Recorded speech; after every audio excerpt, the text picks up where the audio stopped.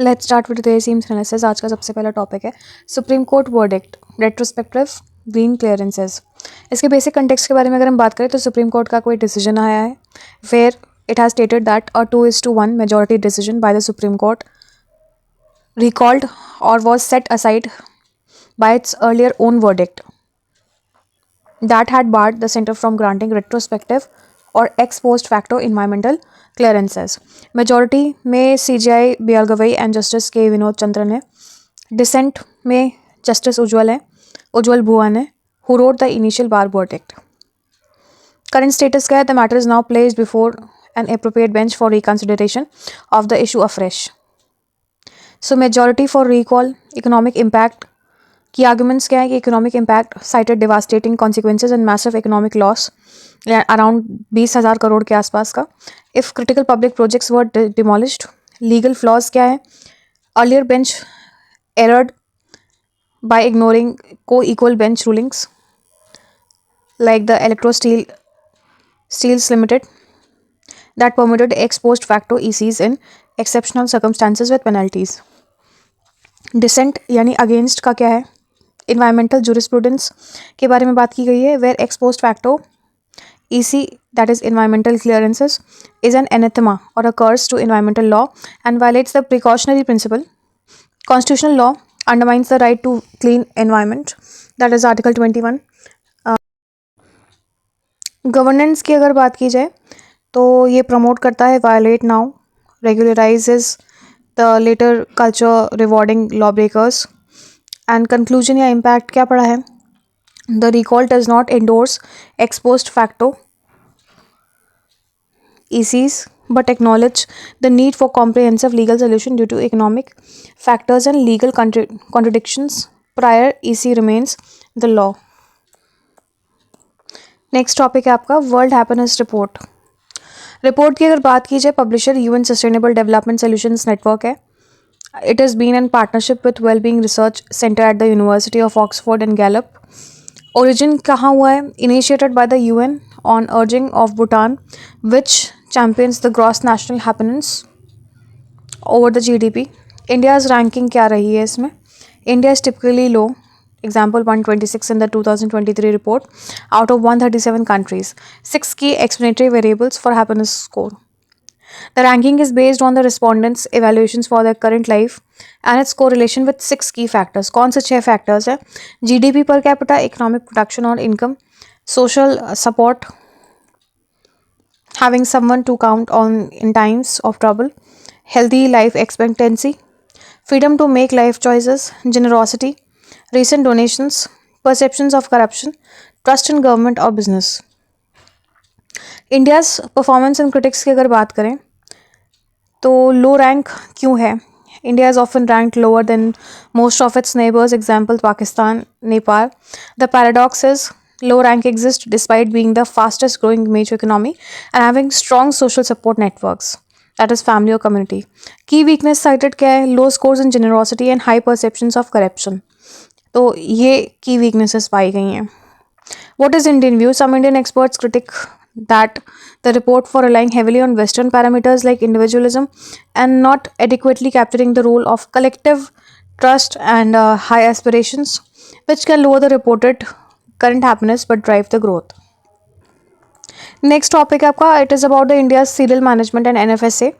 The problem is about the cereal surplus. Surplus stocks, the Food Corporation of India and state agencies maintain massive stocks of rice and wheat in the central pool, far exceeding the buffer stock norms and NFSA requirements.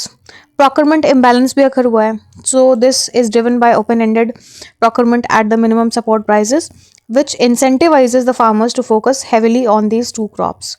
Consequences क्या हुए इसके? That there has been a huge burden on the exchequer in the form of food subsidies.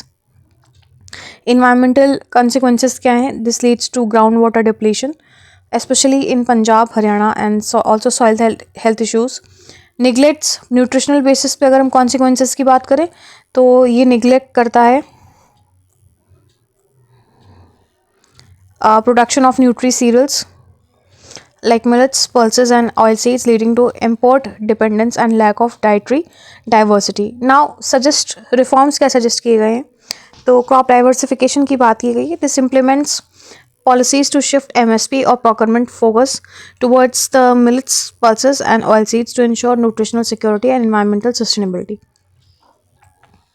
Decentralization की अगर बात की जाए, increase reliance on the decentralized procurement scheme to reduce the FCI's burden. Storage modernization, move from inefficient cover and plinth, that is the cap storage, to modern silos to cut down on massive storage losses. Targeted PDS की अगर हम बात करें तो improves efficiency and reduce leakage in public distribution system through the Aadhaar seeding and EPOS devices. Please do search about Aadhaar seeding and EPOS devices. Also facilitated by One Nation One Ration Card, जिससे ONORC scheme कहते हैं. Next topic है आपका deep and structural problems in India's mines. तो basically ये जो topic है, this is about India's mining and quarrying sectors, जिसमें कुछ सीरियस प्रॉब्लम्स और इश्यूज़ पे फोकस किया गया है. स्पेशली जो ओबरा और यूपी जैसे रिसेंट क्वारी कोलैप्स हुए हैं, जो इंसिडेंट्स हुए हैं और इसमें कई मजदूर फंस के मरे हैं और काफ़ी ज़्यादा नुकसान हुआ है, तो ये उस इंसिडेंट को हाईलाइट करके बात कर रहा है. और and it is telling that the mineral wealth of India is very vast. Core issues के बारे में क्या बोला गया है? That illegal quarrying, rampant illegal mining is often observed, particularly at the lowest end, that is the stone quarries. Lack of science, projects proceed without proper geological or scientific studies, ignoring the best practices like ensuring benched small horizontal plateaus for stability. Governance failure also. Regulatory bodies often fail to ensure the adequate risk, safety standards and strict enforcement, leading to high risk environments for workers. सो ये disaster management and internal security, illegal mining nexus जो उसमें आता है, governance, regulatory capacity and compliance में आ जाता है. Next topic है about the local bodies in the 16 finance commission. GS paper 2 polity and governance and GS paper 3 economy और physical federalism में आ जाता है. कॉन्स्टिट्यूशनल बैकग्राउंड की अगर बात की जाए तो 73rd and 74th amendments granted constitutional status to panchayats, part 9 and municipalities part 9A, mandating their establishment as their third tier of governance. Devolution of 3Fs. The acts intended the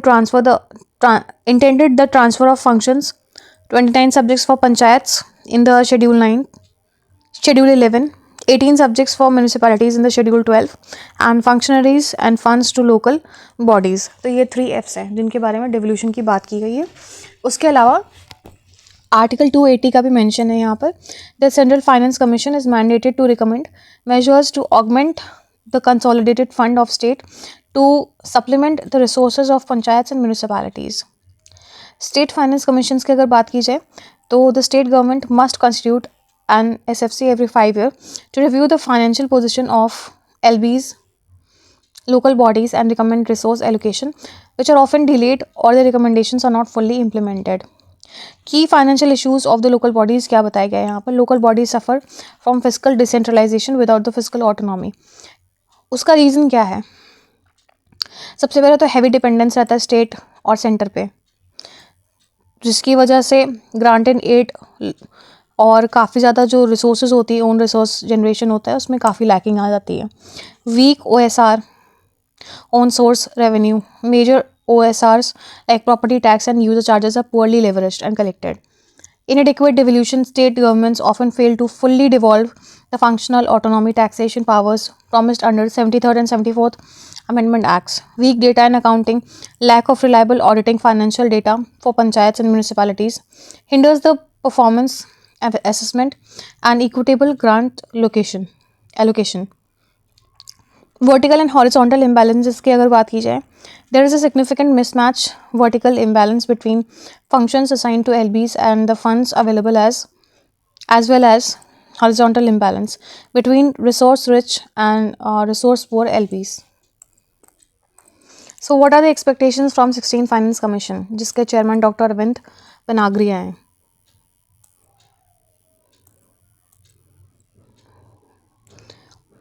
augment grants, recommend a higher share of central taxes to be earmarked for local bodies, possibly increasing the allocation above 15th FC's share. Reform linked grants, continue using performance based grants to incentivize key reforms, particularly in property tax administration, audited accounts, and better solid waste management.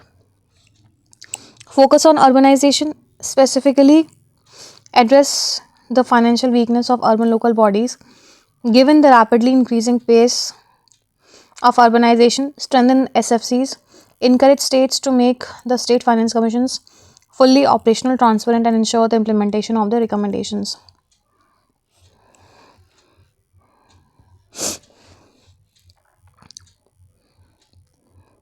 Plant Plant changes for Plant Variety Act. ये जो topic है आपका agriculture IPR and IPR है, that is intellectual property rights and food security में आ जाता है.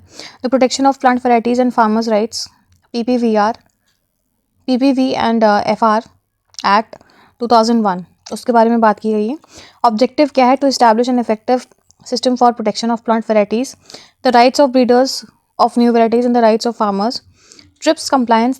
The act was enacted as Indian response to TRIPS agreement of WTO, which mandated a mechanism for protecting the plant varieties, either through the patents or an sui generis system. Sui generis system क्या है, इसके बारे में research कर लीजिएगा.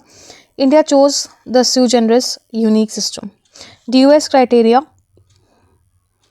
क्योंकि India ने इसे चूज़ किया है sui generis यूनिक सिस्टम, तो ये इंपॉर्टेंट है, इसका रिसर्च कर लीजिएगा. DUS criteria, a new variety must be distinctive, uniform and stable to be registered. Now if we talk about the key rights under the act, breeders right,